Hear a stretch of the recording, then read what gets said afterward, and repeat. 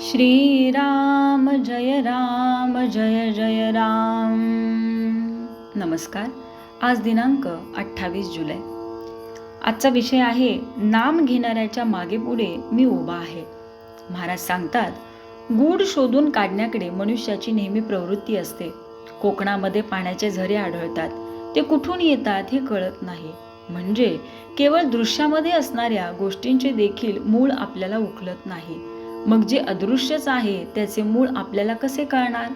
मी बोलतो कसा, माझे मन कुठून येते, हे देहबुद्धीत राहणाऱ्यांना कळणे कठीण आहे. नामामध्ये जे स्वतःला विसरले त्यांनाच मी खरा कळलो. स्वतःच्या प्रपंचाचे कल्याण करून घेण्यासाठी तुम्ही माझ्याकडे येता, पण कोळसा जितका जास्त उघडावा तितका तो काळाच होत जातो. त्याप्रमाणे प्रपंचामध्ये कसेही केले तरी दुःखच पदरात पडते. आपण समजून उमजून ज्या चुका करतो त्यांचा दोष आपल्याकडे असतो. न समजता जी चूक होते त्याचा दोष नाही. प्रपंचाच्या आसक्तीने दुःख परंपरा येते हा अनुभव दररोज येत असून आपण प्रपंचात आसक्ती ठेवतो हा दोष नव्हे काय?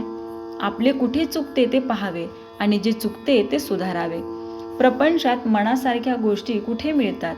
त्या मिळणे न मिळणे आपल्या हातातच नसते. मग अमुक हवे किंवा अमुक नको असे कशाला म्हणावे? रामाचेच होऊन राहावे म्हणजे झाले. जो रामाजवळ विषय मागतो त्याला रामापेक्षा त्या विषयाचेच प्रेम जास्त आहे असे सिद्ध होते. मी तुमच्याकडे येतो, पण मला येण्यासाठी तुम्ही वाट मोकळी ठेवत नाही. मी येण्यासाठी तुम्ही वाट मोकळी करा. म्हणजे सतत नामस्मरणात राहा. मी कधीच कुणाबद्दल निराश होत नाही. जो मनुष्य म्हणून जन्माला आला त्याचा उद्धार होणारच. मला रामा वाचून दुसरे जिवलग कोणी नाही. देहाच्या भोगांना मी कधी कंटाळलो नाही. तुम्ही भगवंताचे नाम घ्यावे या पलीकडे खरोखर मला दुसरी कसलीही अपेक्षा नाही. रात्रंदिवस माझ्या माणसांना मी हेच सांगत असतो की वाटेल ते झाले तरी भगवंताचे नाम मात्र सोडू नका. जो माझा म्हणतो त्याला नामाचे प्रेम असलेच पाहिजे. जीवनामध्ये तुम्ही घाबरू नका, धीर सोडू नका आणि घ्यायचे झाले तर नामच घ्या. माझा नियम असा आहे की परमार्थाची एकही गोष्ट अशी असता कामा नये की जी व्यवहाराच्या आड येईल.